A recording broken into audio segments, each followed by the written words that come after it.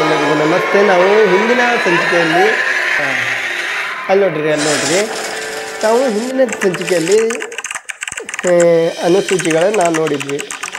ಈಗ ನಾವು ಸಂವಿಧಾನ ಅಂತ ಏನು ಯಾಕಿರಬೇಕು ಇದು ಅನ್ನೋದನ್ನು ಬಹಳಷ್ಟು ಜನ ಅಧ್ಯಯನ ಮಾಡೋದಕ್ಕಿಂತ ಇದನ್ಯಾಕಿದೆ, ಇದು ತಿದ್ದುಪಡಿ ಆಗಬೇಕು, ಹಾಗೆ ಆಗಬೇಕು, ಹೀಗಾಗಬೇಕು ಅಂತ ಹೇಳ್ತಾ ಇರ್ತಾರೆ. ಎಲ್ಲರಿಗೂ ನಮಸ್ತೆ. ಇಂದಿನ ವಿಡಿಯೋದಲ್ಲಿ ನಾವು ಸಂವಿಧಾನ ಅನ್ನೋದು ಒಂದು ಅಂಗನವಾಡಿಯ ಕೇಂದ್ರ ಅಥವಾ ಒಂದು ದೇವಸ್ಥಾನ ಇದ್ದ ಹಾಗೆ ಅಂತ ಹೇಳ್ತೀನಿ. ಯಾಕಂದರೆ ಈ ಅಂಗನವಾಡಿಯಲ್ಲಿ ಏನು ತಿಳಿದೇ ಇರೋ ಮಕ್ಕಳನ್ನು, ಏನೋ ಅವ್ರಿಗೆ ಓದಲಿಕ್ಕೆ ಬರಲ್ಲ, ಬರೆಯೋದಕ್ಕೆ ಬರಲ್ಲ, 3-3.5 ವರ್ಷ ಆದ ನಂತರ ಮಕ್ಕಳನ್ನು ಮನೆಗೆ ಬಂದು ಅಂಗನವಾಡಿಗೆ ಕರೆದುಕೊಂಡು ಹೋಗ್ತಾರೆ. ಕರ್ಕೊಂಡೋಗಿ ಅವರಿಗೆ ಅಲ್ಲಿ ಏನೇನು ಕೊಡ್ತಾರೆ? ಮಕ್ಕಳಿಗೆ ಕಾಳು, ಚಿಕ್ಕಿ, ಆಮೇಲೆ ಮೊಟ್ಟೆ, ಊಟ, ಇದೆಲ್ಲ ಅಂಗನವಾಡಿಯಲ್ಲಿ ಏನು ಗೊತ್ತಿರಲ್ಲ ಮಕ್ಕಳಿಗೆ, ಅದನ್ನು ಎಲ್ಲ ಕೊಟ್ಟು ಅವರನ್ನು ಪೌಷ್ಟಿಕಾಂಶ ಇರುವಂತಹ ಆಹಾರವನ್ನು ಕೊಟ್ಟು ಮಕ್ಕಳನ್ನು ಬೆಳೆಸ್ತಾರೆ. ಅವರಿಗೆ ನಿಧಾನವಾಗಿ ಹಂತದಿಂದ ಆಮೇಲೆ ABCD 1 2 ಇದನ್ನು ಹೇಳ್ಕೊಡೋದಕ್ಕೆ ಶುರು ಮಾಡ್ತಾರೆ. ಇದೊಂದು ಯಾಕೆ ನಾ ಇದನ್ನು ಹೇಳಿದೆ ಅಂದರೆ, ಸಂವಿಧಾನ ಅನ್ನೋದು ಅಂಗನವಾಡಿ ಕೇಂದ್ರ ಅಂದರೆ, ಈ ಸಂವಿಧಾನದಲ್ಲಿ ಇಡೀ ಭಾರತದಲ್ಲಿ ಇರುವಂತಹ ಜನರು ಒಬ್ಬರು ಮಕ್ಕಳು ಇದ್ದ ಹಾಗೆ. ಅವರು ಪ್ರತಿಯೊಂದನ್ನು ತಿಳ್ಕೊಂಡಾಗ ಯಾವುದೇ ವ್ಯಕ್ತಿ ಏನು ಬರದೇ ಇದ್ದವರು, ಓದೋಕ್ಕೆ ಬರೆಯೋಕ್ಕೆ ಬರದೇ ಇದ್ದವರು ಕೂಡ ಒಂದು ಪವರನ್ನು, ಅವ್ರ ಕೈಯಲ್ಲಿ ಪವರ್ ಇದ್ದ ಹಾಗೆ ಈ ಸಂವಿಧಾನವನ್ನು ಓದ್ಕೊಂಡ್ರೆ ಮತ್ತು ತಿಳಿದುಕೊಂಡ್ರೆ. ಏನು ಅರಿದೇ ಇರೋ ಮಕ್ಕಳಿಗೆ ಅಂಗನವಾಡಿಯಲ್ಲಿ ಈ ರೀತಿ ಕರ್ಕೊಂಡೋಗಿ ಹೇಳ್ತಾರೆ ಅಂದರೆ, ಇನ್ನು ಈ ಪ್ರಜಾಪ್ರಭುತ್ವದಲ್ಲಿ ಸಂವಿಧಾನ ಅನ್ನೋದು ಪ್ರತಿಯೊಬ್ಬ ವ್ಯಕ್ತಿಗೂ ಕೂಡ ಒಂದು ಶಕ್ತಿಯನ್ನು, ಪವರನ್ನು ಕೊಟ್ಟ ಹಾಗೆ. ಇಲ್ದ ಅಪದ ಇಲ್ದ ಅಲ್ಲಿ ನೋಡ್ದ ಅದ ಪವರ್ ಮತ್ತು ಶಕ್ತಿನ ಕೊಟ್ಟ ಹಾಗೆ. ಯಾಕವ್ವ, ಏನು ಬೇಕು? ಅಜ್ಜಿ ಬೇಕಾ? ಅಜ್ಜಿ ಬರ್ತಾರೀಗ, ಅಜ್ಜಿ ಬರ್ತಾರವ್ವ. ಹಿಡಿಯಮ್ಮ ಅಜ್ಜಿ ಅಂತೆ. ಹಿಡಿ, ಒಂದು ಸೆಕೆಂಡ್. ಯಾಕಂದರೆ ಏನು ಓದೋಕ್ಕೆ ಬರೆಯೋಕ್ಕೆ ಬರದೇ ಇದ್ದವರು ಕೂಡ ಇದನ್ನು ತಿಳಿದುಕೊಂಡ್ರೆ ಪ್ರತಿಯೊಬ್ಬರಿಗೂ ಕೂಡ ಧೈರ್ಯದಿಂದ ಬದುಕ್ಬೋದು, ಜೀವನವನ್ನು ನಡೆಸ್ಬೋದು. ಸಂವಿಧಾನದಲ್ಲಿ ಒಟ್ಟು 22 ಭಾಗ 395 ಅನುಚ್ಛೇದ ಇದೆ. ಈಗ ಉದಾಹರಣೆಗೆ ಒಬ್ಬ ವ್ಯಕ್ತಿ ಈಗ ದೇವಸ್ಥಾನದಲ್ಲಿ ಅನ್ನಪ್ರಸಾದವನ್ನು ಕೊಡ್ತಾರೆ. ಇದು ಉದಾಹರಣೆಗೆ ಹೇಳ್ತಾ ಇರೋದು. ಅರ್ಥ ಆಗೋದಕ್ಕೆ ಉದಾಹರಣೆಗೆ ಒಂದು 22 ಜನ ಇದ್ದರು ಅಂತ ಅಂದ್ಕೊಳ್ಳಿ. 22 ಜನ ಇದ್ದಾರೆ. ಅವರು 395 ರೀತಿಯಲ್ಲಿ ದೇವರ ಪ್ರಸಾದವನ್ನು ಮಾಡಿರ್ತಾರೆ. ಬೇರೆ ರೀತಿಯ ಪ್ರಸಾದವನ್ನು ಸೇವಿಸೋಕೆ ಮಾಡಿರ್ತಾರೆ. ದೇವಸ್ಥಾನದಲ್ಲಿ ಒಟ್ಟು 22 ಜನ ಇರ್ತಾರೆ. ಮೊದಲ ವ್ಯಕ್ತಿ ಅಂದರೆ ಮೊದಲನೆಯವರು ಈ 4 ರೀತಿಯ ಪ್ರಸಾದವನ್ನು ಸ್ವೀಕಾರ ಮಾಡ್ತಾರೆ. ಮೊದಲನೆಯವರು 4 ರೀತಿಯ ಪ್ರಸಾದವನ್ನು ಸ್ವೀಕಾರ ಮಾಡ್ತಾರೆ. ಎರಡನೇವರು ಈ 395 ರೀತಿಯ ಪ್ರಸಾದ ಇರುತ್ತಲ್ಲ, ಇದರಲ್ಲಿ ಒಂದನೆಯವರು 4 ರೀತಿಯ ಪ್ರಸಾದವನ್ನು ಸ್ವೀಕಾರ ಮಾಡಿದಾಗ ಎರಡನೇವರು ಏನು ಮಾಡ್ತಾರೆ ಅಂತ ಅಂದರೆ 5ರಿಂದ 11, ಈಗ 395 ರೀತಿಯ ಬೇರೆ ರೀತಿಯ ಪ್ರಸಾದ ಇದೆ ಅಂತ ಅಂದ್ಕೊಳ್ಳಿ. ದೇವಸ್ಥಾನದಲ್ಲಿ 395 ರೀತಿಯ ಪ್ರಸಾದ ಇದ್ದಾವೆ. ಅದರಲ್ಲಿ ಒಬ್ಬನೆಯವರು 4 ರೀತಿಯ ಪ್ರಸಾದವನ್ನು ಸ್ವೀಕಾರ ಮಾಡಿದ್ದಾರೆ, ಮೊದಲನೆಯವರು. ಎರಡನೆಯವರು 5ರಿಂದ 11 ತನಕ ಪ್ರಸಾದವನ್ನು ಸ್ವೀಕಾರ ಮಾಡಿದ್ದಾರೆ. 5ರಿಂದ 11 ತನಕ. ಮೊದಲನೆಯವರು 1ರಿಂದ 4 ತನಕ ಪ್ರಸಾದವನ್ನು ಸ್ವೀಕಾರ ಮಾಡಿದ್ದಾರೆ. ಎರಡನೆಯವರು 5ರಿಂದ 11 ತನಕ ಸ್ವೀಕಾರ ಮಾಡಿದ್ದಾರೆ ಪ್ರಸಾದವನ್ನು. ಇನ್ನು ಮೂರನೆಯವರು 12ರಿಂದ 35 ತನಕ ಇರುವಂತಹ ಪ್ರಸಾದವನ್ನು ಸ್ವೀಕಾರ ಮಾಡಿದ್ದಾರೆ. ಯಾಕಂದರೆ ಈಗ 5ರಿಂದ 11 ತನಕ 2ನೇವರು ಸ್ವೀಕಾರ ಮಾಡಾಯಿತು ಆ ಪ್ರಸಾದ, ಅದು ಖಾಲಿ ಆಯಿತು. ನಂತರ 12ರಿಂದ 35 ತನಕ 3ನೇ ವ್ಯಕ್ತಿ ಇದ್ದಾರಲ್ಲ ಅವರು ಪ್ರಸಾದವನ್ನು ಸ್ವೀಕಾರ ಮಾಡ್ತಾರೆ. ಇನ್ನು 4ನೇ ವ್ಯಕ್ತಿ ಬರ್ತಾರೆ, 36ರಿಂದ 51 ತನಕ ಇರುವಂತಹ ಪ್ರಸಾದವನ್ನು ಸ್ವೀಕಾರ ಮಾಡ್ತಾರೆ. ಅರ್ಥ ಆಯ್ತಾ? ಇಲ್ಲಿ ಅರ್ಥೈಸೋದಕ್ಕೆ ನಾನು ಹೇಳ್ತಾ ಇರೋದು, ಎಲ್ಲರೂ ದಿನನಿತ್ಯ ಆಗಲಿ ಹಬ್ಬ ಹುಣ್ಣಿಮೆ ಜಾತ್ರೆ ಈ ಥರ ಸಂದರ್ಭದಲ್ಲಿ ದೇವಸ್ಥಾನಕ್ಕೆ ಹೋಗ್ತಾರೆ. ಬಹಳಷ್ಟು ಜನ ಅವರವರ ಧಾರ್ಮಿಕ ಕ್ಷೇತ್ರಕ್ಕೆ ಹೋಗ್ತಾರಲ್ಲ, ಆ ದೃಷ್ಟಿಯಿಂದ ನಾನು ಅರ್ಥೈಸಿಕೊಳ್ಳೋದಕ್ಕೆ ಹೇಳಿರೋದು. ಇದರಲ್ಲಿ 1ನೇ ವ್ಯಕ್ತಿ 1ರಿಂದ 4 ತನಕ, 2ನೇ ವ್ಯಕ್ತಿ 5ರಿಂದ 11 ತನಕ, 3ನೇ ವ್ಯಕ್ತಿ 12ರಿಂದ 35 ತನಕ, 4ನೇ ವ್ಯಕ್ತಿ 36ರಿಂದ 51 ತನಕ. ಯಾಕೆ ಹೇಳಿದೆ ಅಂದರೆ, ಮೊದಲಿಗೆ ಈಗ 1ನೇ ವ್ಯಕ್ತಿ ಅಂತ ಹೇಳಿದ್ರಲ್ಲ, ಈ ಸಂವಿಧಾನ ಅನ್ನೋದು ಭಾರತ ದೇಶದಲ್ಲಿ ಒಟ್ಟು 22 ಭಾಗಗಳಿದ್ದಾವೆ. ನಾನು ಮೊದಲ ವ್ಯಕ್ತಿ ಎಂದಿದ್ದು 1ನೇ ಭಾಗ. ಆ ಭಾಗದಲ್ಲಿ 1ರಿಂದ 4 ತನಕ ಅನುಚ್ಛೇದ ಇದೆ. ಆ ಅನುಚ್ಛೇದ 1ನೇ ಭಾಗದಲ್ಲಿ ಬರುತ್ತೆ. 1ನೇ ಭಾಗದಲ್ಲಿ 1ನೇ ಭಾಗ ಭಾರತ ರಾಜ್ಯಗಳ ಸಂಘ. ಭಾಗ 1ರಲ್ಲಿ ಸಂಘ ಮತ್ತು ಅದರ ರಾಜ್ಯ ಕ್ಷೇತ್ರ. ಈ ಸಂಘ ಅನ್ನೋದು ಈಗ ಪ್ರತಿಯೊಬ್ಬರಿಗೂ ಗೊತ್ತಿರುತ್ತೆ. ಸಂಘ ಯಾಕೆ ಮಾಡ್ತಾರೆ, ಯಾವ ಕಾರಣಕ್ಕಾಗಿ, ಯಾವ ಉದ್ದೇಶಕ್ಕಾಗಿ ಮಾಡ್ತಾರೆ ಅನ್ನೋದು ಎಲ್ಲರಿಗೂ ಗೊತ್ತಿರುತ್ತೆ. ಸಂಘ ಅನ್ನೋದು ನಿಮ್ಮ ಹಳ್ಳಿಗಳಲ್ಲೂ ಮನೆಗಳಲ್ಲೂ ಬೀದಿಗಳಲ್ಲೂ ಸಂಘವನ್ನು ಮಾಡ್ತಾರೆ. ಈ ಸಂಘದಿಂದ ಸಂವಿಧಾನದ ಭಾಗ 1ರಲ್ಲಿ ಸಂಘ ಮತ್ತು ಅದರ ರಾಜ್ಯ ಕ್ಷೇತ್ರ. ಈ ಸಂಘ ಅನ್ನೋದು ಯಾಕೆ ಮಾಡ್ತಾರೆ, ಯಾವ ಕಾರಣಕ್ಕಾಗಿ ಮಾಡ್ತಾರೆ, ಯಾವ ಉದ್ದೇಶಕ್ಕಾಗಿ ಮಾಡ್ತಾರೆ ಅಂದರೆ, ಈ ಜನರನ್ನು ಒಗ್ಗೂಡಿಸಬೇಕು. ಯಾವುದಾದ್ರೂ ಒಂದು ಕೆಲಸ ಕಾರ್ಯ ಇದ್ದರೆ ಜನರ ಪರವಾಗಿ ಒಂದು ಧ್ವನಿ ಎತ್ತಬೇಕು. ಹಾಗಾಗಿ ಈ ಸಂಘವನ್ನು ಮಾಡ್ತಾರೆ. ಮತ್ತು ಬೇರೆ ಬೇರೆ ರೀತಿಯ ಕಾರಣಗಳು ಇರ್ತವೆ.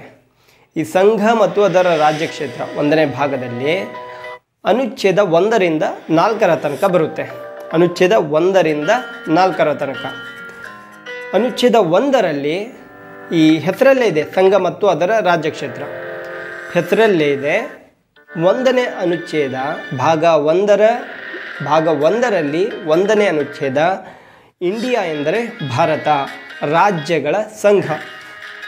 ಇಂಡಿಯಾ ಎಂದರೆ ಭಾರತ ರಾಜ್ಯಗಳ ಸಂಘ. ಭಾರತ ಅಂದರೆ ಇಂಗ್ಲೀಷ್ನಲ್ಲಿ ಇಂಡಿಯಾ ಅಂತ ಹೇಳ್ತಾರೆ.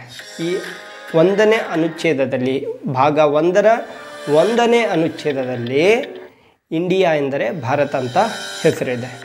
ಹಾಗೆ ರಾಜ್ಯಗಳ ಸಂಘ, ಈ ಹಳ್ಳಿ ಕಡೆ ಮನೆಯವರು ಒಟ್ಟಾಗಿ ಒಂದು ಸಂಘವನ್ನು ಮಾಡ್ತಾರೆ.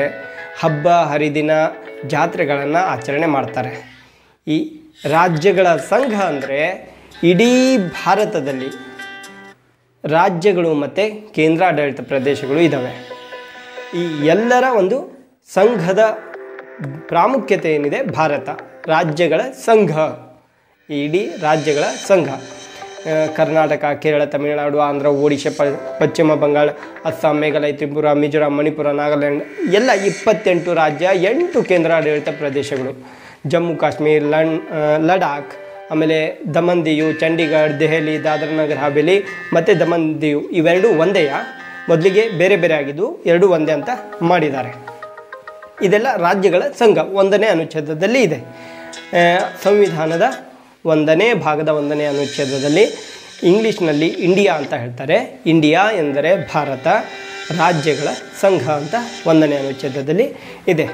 ಇನ್ನು 2ನೇ ಅನುಚ್ಛೇದದಲ್ಲಿ ಸಂವಿಧಾನದ ಭಾಗ 1ರಲ್ಲಿ ಬರುವಂತಹ 1ರಿಂದ 4 ತನಕ ಅನುಚ್ಛೇದದಲ್ಲಿ 1ನೇ ಅನುಚ್ಛೇದ ಮುಗೀತು. ಸಂಘ, ರಾಜ್ಯಗಳ ಸಂಘ. ಓಕೆ. 2ನೇದು ಹೊಸ ರಾಜ್ಯಗಳ ಸ್ಥಾಪನೆ. ಈ ಹೊಸ ರಾಜ್ಯಗಳ ಸ್ಥಾಪನೆ ಈಗ ನಗರಗಳಲ್ಲಿ, ಹಳ್ಳಿ ಕಡೆಯಲ್ಲಿ ಒಂದೊಂದು ಊರನ್ನು, ಒಂದು ಗ್ರಾಮವನ್ನು ಜನಸಂಖ್ಯೆ ಜಾಸ್ತಿ ಇದ್ದರೆ ಮತ್ತೆ ಅದನ್ನು ಹಳ್ಳಿಯಾಗಿ ಡಿವೈಡ್ ಮಾಡೋದು, ಮತ್ತು ಜನಸಂಖ್ಯೆ ಹೆಚ್ಚಿಗೆ ಇದ್ದರೆ ಮತ್ತೊಂದು ಗ್ರಾಮವಾಗಿ ನಿರ್ಮಾಣ ಮಾಡೋದು. ಸಿಕ್ಕಿಂ ಹೊಸ ರಾಜ್ಯವಾಗಿ ಸ್ಥಾಪನೆಯನ್ನು ಮಾಡ್ತಾರೆ 16 ಮೇ 1975ರಲ್ಲಿ. 1975ರಲ್ಲಿ ಸಿಕ್ಕಿಮನ್ನು ಹೊಸ ರಾಜ್ಯವಾಗಿ ಮಾಡ್ತಾರೆ ಭಾರತಕ್ಕೆ. ಮತ್ತು ಸಿಕ್ಕಿಂ ಮಾತ್ರ ಅಲ್ಲ, ಭಾರತದ ಅಕ್ಕಪಕ್ಕದ ದೇಶಗಳನ್ನು ಆಕ್ರಮಣ ಮಾಡಿದ ನಂತರ ನಮ್ಮ ದೇಶಕ್ಕೆ ಬರುತ್ತೆ ಅಲ್ಲ ಆ ಭೂಭಾಗ, ಅದನ್ನು ಆಕ್ರಮಿಸಿಕೊಂಡಾಗ ಮತ್ತೆ ನಾವು ಬೇರೆ ಬೇರೆ ರಾಜ್ಯಗಳನ್ನು ಹೊಸದಾಗಿ ಸ್ಥಾಪನೆ ಮಾಡ್ಬೋದು. ಇದು ಅನುಚ್ಛೇದ 2ರಲ್ಲಿ ಹೊಸ ರಾಜ್ಯಗಳ ಸ್ಥಾಪನೆ. 1ನೇದು ಏನಂದರೆ ರಾಜ್ಯಗಳ ಸಂಘ ಭಾರತ. ಇಂಡಿಯಾ ಎಂದರೆ ಭಾರತ, ರಾಜ್ಯಗಳ ಸಂಘ 1ನೇದರಲ್ಲಿ. ಇನ್ನು 2ನೇದರಲ್ಲಿ ಹೊಸ ರಾಜ್ಯಗಳ ಸ್ಥಾಪನೆ.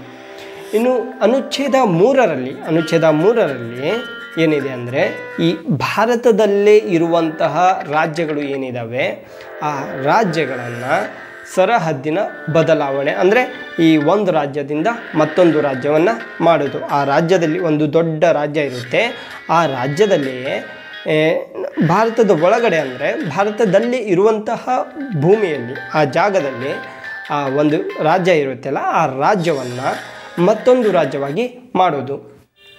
ಮಧ್ಯಪ್ರದೇಶದಿಂದ ಛತ್ತೀಸ್ಗಢನ್ನು ಮಾಡ್ತಾರೆ. ಯಾವಾಗ? ವರ್ಷ 2000ರಲ್ಲಿ. 1 ನವೆಂಬರ್ 2000ರಲ್ಲಿ ಮಧ್ಯಪ್ರದೇಶದಿಂದ ಛತ್ತೀಸ್ಗಢ ರಾಜ್ಯವನ್ನು ಮಾಡ್ತಾರೆ. ಉತ್ತರ ಪ್ರದೇಶದಿಂದ ಉತ್ತರಾಖಂಡನ್ನು ಅದೇ ವರ್ಷ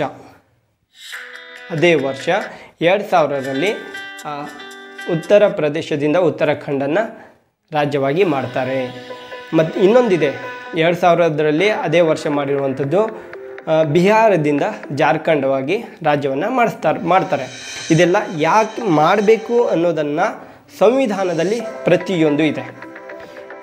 ಪ್ರತಿಯೊಬ್ಬರು ಅನುಸರಿಸುತ್ತಾ ಇರೋದೇ ಸಂವಿಧಾನ. ಈ ರಾಜಕಾರಣಿಗಳು ಇರ್ಬೋದು ಅಥವಾ ಭಾರತದಲ್ಲಿ ಇರುವಂತಹ ಸರ್ಕಾರಿ ಸೇವೆಗಳು ಇರ್ಬೋದು, ಪ್ರತಿಯೊಂದನ್ನು ಹೇಗೆ ನಿಯಮಾವಳಿಯನ್ನು ಪಾಲಿಸಿಕೊಂಡು ಹೋಗಬೇಕು ಅನ್ನೋದು ಸಂವಿಧಾನದಲ್ಲಿ ಇದೆ. ಇದನ್ನು ಪ್ರತಿಯೊಬ್ಬ ವ್ಯಕ್ತಿ, ಭಾರತದಲ್ಲಿರುವಂತಹ ಪ್ರತಿಯೊಬ್ಬ ವ್ಯಕ್ತಿ, ನನಗೆ ಓದೋಕ್ಕೆ ಬರಲ್ಲ, ಬರೆಯೋಕ್ಕೆ ಬರಲ್ಲ, ಏನು ಮಾಡಬೇಕು ಅಂಥವರಲ್ಲ, ನಮಗೆ ಬರೆಯೋಕ್ಕೆ ಓದೋಕ್ಕೆ ಬರದೇ ಇದ್ದರೂ ಕೂಡ ತಿಳ್ಕೊಳ್ಳೋಕ್ಕೆ ಏನಿದೆ. ಯಾರಾದರೂ ಹೇಳ್ತಾರೆ ಅಂದರೆ ಅದನ್ನು ಕೇಳ್ಕೊಂಡಾಗ ತಿಳುವಳಿಕೆ ಬರುತ್ತೆ. ಈಗ ನಾನೇ ಎಲ್ಲ ತಿಳ್ಕೊಂಡಿದ್ದೀನಿ ಅಂತಲ್ಲ, ನಾನು ಕಲಿಯೋದು ಬಹಳಷ್ಟಿದೆ, ಕಲಿಯೋದು ತುಂಬ ಇದೆ. ಕಲಿಯೋದು ಯಾವಾಗೂ ಮುಗಿಯೋದೇ ಇಲ್ಲ, ಕಲಿತಾನೆ ಜೀವನ ಪರ್ಯಂತ ಕಲಿತಾನೆ ಇರಬೇಕಾಗುತ್ತೆ. ಎಲ್ಲವನ್ನು ಕಲಿತಿದ್ದೀನಿ ಅನ್ನೋದು ಇಲ್ಲ, ಏನು ಕಲ್ತಿಲ್ಲ, ಏನು ಗೊತ್ತಿದೆ ಅದನ್ನು ಹೇಳ್ತಾ ಇದ್ದೀನಿ ಅಷ್ಟೇ. ನಾನು ತುಂಬ ಕಲಿಯೋದು ಇದೆ. ಹೀಗೆ ಪ್ರತಿಯೊಬ್ಬ ವ್ಯಕ್ತಿ ಓದೋಕ್ಕೆ ಬರೆಯೋದಿಲ್ಲ ಅಂಥವ್ರನ್ನು ಬಳಸ್ಕೊಳ್ತಾರೆ. ಪ್ರಜಾಪ್ರಭುತ್ವದಲ್ಲಿ ಬಹಳಷ್ಟು ಜನರನ್ನು ಬಳಸ್ಕೊಳ್ತಾರೆ ಆ ರೀತಿ. ಹಾಗಾಗಿ ಈ ಸಂವಿಧಾನ ಅನ್ನೋದು ಪ್ರತಿಯೊಬ್ಬನ ಶಕ್ತಿ. ಇದು ಭಾರತದ ಪ್ರತಿಯೊಬ್ಬ ವ್ಯಕ್ತಿಯ ಶಕ್ತಿ. ಇದು ಪ್ರತಿಯೊಬ್ಬರಿಗೂ ಇದನ್ನು ತಿಳ್ಕೋಬೇಕು ಅನ್ನೋದು ಒಂದು ದೊಡ್ಡ ಮಟ್ಟದ ಶಕ್ತಿ ಇದು. ಹಾಗಾಗಿ ಎಲ್ಲರೂ ತಿಳ್ಕೋಬೇಕು. ಸಂವಿಧಾನದ ಭಾಗ 1ರಲ್ಲಿ 3ನೇ ಅನುಚ್ಛೇದ ಏನು ಹೇಳುತ್ತೆ ಅಂದರೆ, ನಾನು ಯಾಕೆ ಹೇಳಿದೆ ಅಂದರೆ ಪ್ರತಿಯೊಂದನ್ನು ಅಲ್ಲಿ ಬರೆದಿದ್ದಾರೆ. ಇವರ ಈ ರಾಜ್ಯವನ್ನು ಡಿವೈಡ್ ಮಾಡಿದ್ರಲ್ಲ, ಇದನ್ನು ಎಲ್ಲಿದೆ, ಹೇಗೆ, ಏನು ಅಂತ ಕೇಳಿದ್ರೆ ಭಾಗ 1ರಲ್ಲಿ ಅನುಚ್ಛೇದ 3ರಲ್ಲಿ ಇದೆ. ಈ ರೀತಿ ಮಾಡಿದರೆ ಇಲ್ಲಿ ಸೇರ್ಪಡೆ ಮಾಡಬೇಕು, ಅಥವಾ ನೀವು ಈ ರೀತಿ ಮಾಡ್ತಾ ಇದ್ದೀರಾ ಅಂತಂದರೆ ಈ ನಿಯಮಾವಳಿಯನ್ನು ಪಾಲಿಸಬೇಕು ಅಂತ ಸಂವಿಧಾನದಲ್ಲಿ ಇದೆ. ಹಾಗಾಗಿ ಎಲ್ಲರೂ ತಿಳ್ಕೋಬೇಕು. ಸಂವಿಧಾನದ 3ನೇ ಅನುಚ್ಛೇದ ಆಯಿತು, ಭಾರತದಲ್ಲಿರುವಂತಹ ರಾಜ್ಯಗಳ ಸರಹದ್ದಿನ ಬದಲಾವಣೆ, ಹೊಸ ರಾಜ್ಯಗಳ ಸ್ಥಾಪನೆ ಅನ್ನೋದು. ಓಕೆ, ನಿರ್ಮಾಣ, ಹೊಸ ರಾಜ್ಯಗಳ ನಿರ್ಮಾಣ. ಇನ್ನು ಅನುಚ್ಛೇದ 4ರಲ್ಲಿ, ಈ ಅನುಚ್ಛೇದ 4 ಏನಿದೆ ಇದು ಮುಗಿದ್ರೆ ಆಯಿತು, ಭಾಗ 1 ಮುಗೀತು. ಭಾಗ 1, ಸಂವಿಧಾನದ ಭಾಗ 1 ಮುಗೀತು. ಅನುಚ್ಛೇದ 4ರಲ್ಲಿ ಈ ಅನುಚ್ಛೇದ 2 ಮತ್ತು 3 ಏನಿದೆ, ಈ 2 ಮತ್ತು 3 ಅನುಚ್ಛೇದ ಇರೋದ್ರಲ್ಲಿ ಇವಾಗ ನಿಮ್ಮ ಊರಿನಲ್ಲಿ ಅಥವಾ ನಿಮ್ಮ ಒಂದು ಒಂದು ಫ್ರೆಂಡ್ಶಿಪ್ ಸರ್ಕಲಲ್ಲಿ ಯಾರಾದರೂ ಒಂದು 5-6 ಜನ ಅಥವಾ ಉದಾಹರಣೆಗೆ 10 ಜನ ಸೇರಿರ್ತಾರೆ ಅಂತ ಅಂದ್ಕೊಳ್ಳಿ. 10 ಜನ ಸೇರಿರ್ತಾರೆ ಅಂದ್ಕೊಂಡಾಗ ಒಬ್ಬ ವ್ಯಕ್ತಿ ನಾನು ಈ ಬಾರಿ ಒಂದು ಬೈಕನ್ನು ತೆಗೆದುಕೊಳ್ಬೇಕು ಅಂತ ಹೇಳ್ತಾನೆ. ಓಕೆನಾ? 10 ಜನರಲ್ಲಿ ಒಬ್ಬ ಹೇಳ್ತಾನೆ ಬೈಕ್ ತೆಗೆದುಕೊಳ್ಬೇಕು ಅಂತ. ಆವಾಗ ಬೇಡ, ಈಗ ಯಾಕೆ ಬೈಕು, ಮೊದಲು ಎಜುಕೇಷನ್ನ ಕಂಪ್ಲೀಟ್ ಮಾಡುವಂಥ 10 ಜನರಲ್ಲಿ ಇನ್ನು 9 ಜನ ಉಳಿದಿರ್ತಾರಲ್ಲ. ಈ 9 ಜನರಲ್ಲಿ 5 ಜನ ನೀನು ಬೈಕ್ ತೆಗೆದುಕೊಳ್ಳೋದು ಬೇಡ, ಮೊದಲು ವಿದ್ಯಾಭ್ಯಾಸ ಕಂಪ್ಲೀಟ್ ಮಾಡು ಅಂತ ಹೇಳಿರ್ತಾರಲ್ಲ 5 ಜನ. ಈ 5 ಜನ ಹೇಳಿದ್ರಿಂದ ಅವರು ಇರೋದು 10 ಜನರಲ್ಲಿ ಒಬ್ಬ ಬೈಕ್ ತೆಗೆದುಕೊಳ್ತಾನೆ ಅಂದರೆ 5 ಜನ ನೀ ಬೇಡ ಅಂತ ಹೇಳ್ತಾ ಇದ್ದಾರೆ ಅಂದರೆ ಅವ್ರ ಮಾತನ್ನು ಕೇಳಬೇಕು ಅಂತ ಅರ್ಥ. ಈಗ ಬಹಳಷ್ಟು ಜನ ನಿಮಗೆ ಹೀಗೆ ಅರ್ಧಕ್ಕಿಂತ ಸ್ವಲ್ಪ ಜಾಸ್ತಿ, ಅರ್ಧಕ್ಕಿಂತ ಮೇಲೆ ಒಬ್ಬ ವ್ಯಕ್ತಿಯ ಹೇಳಿದ್ರು ಕೂಡ ಒಂದು 10 ಜನ ಇದ್ದಾರೆ ಅಂದರೆ ಅದರಲ್ಲಿ 5 ಜನ ಹೇಳಿದ್ದಾರೆ ಅಂದರೆ 50-50 ಆಗುತ್ತೆ. 6 ಜನ ಹೇಳಿಬಿಟ್ಟಿದ್ದಾರೆ ಅಂದರೆ ಓ ಹೌದು ಇದು ಸರಿ ಅಂತ ಅನಿಸುತ್ತೆ. ಹಾಗಾಗಿ ಅನುಚ್ಛೇದ 4ರಲ್ಲಿ ಏನಿದೆ ಅಂದರೆ ಈ ಸಂಸದರ ಸರಳ ಬಹುಮತ ಅಂದರೆ ಈ ಅರ್ಧಕ್ಕಿಂತ ಜಾಸ್ತಿ, ಇವಾಗ 543 + 2 ಜನ ಅಂತ ಸಂಸದರು ಇರ್ತಾರೆ.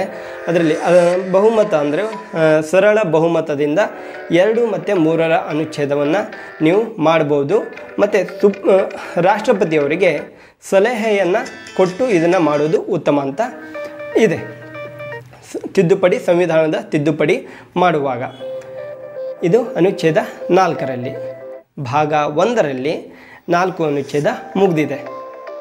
ಇದನ್ನು ನೀವು ಎಲ್ಲೋ ಹೋಗಿ ಏನು ಓದಿಲ್ಲ ಬರೆಯಲ್ಲ, ನಾವು ಯಾಕೆ ಎಕ್ಸಾಮ್ ಏನಾದರೂ ಬರೆಯೋಕ್ಕೆ ಹೋಗಬೇಕಾ, ಅದೆಲ್ಲ ಪ್ರಶ್ನೆ ಅಲ್ಲ. ತಿಳ್ಕೊಳ್ಳೋದು ಪ್ರಜಾಪ್ರಭುತ್ವದ ಪ್ರಜೆಗಳ ಕರ್ತವ್ಯ ಅನ್ನೋದು ನನ್ನ ಆಸೆ. ಇವತ್ತಿಗೆ ಇಷ್ಟು ಹೇಳಿ ನಾನು ಮುಗಿಸ್ತೇನೆ. ಮುಂದಿನ ವಿಡಿಯೋದಲ್ಲಿ ಭೇಟಿಯಾಗೋಣ. ನಮಸ್ಕಾರ.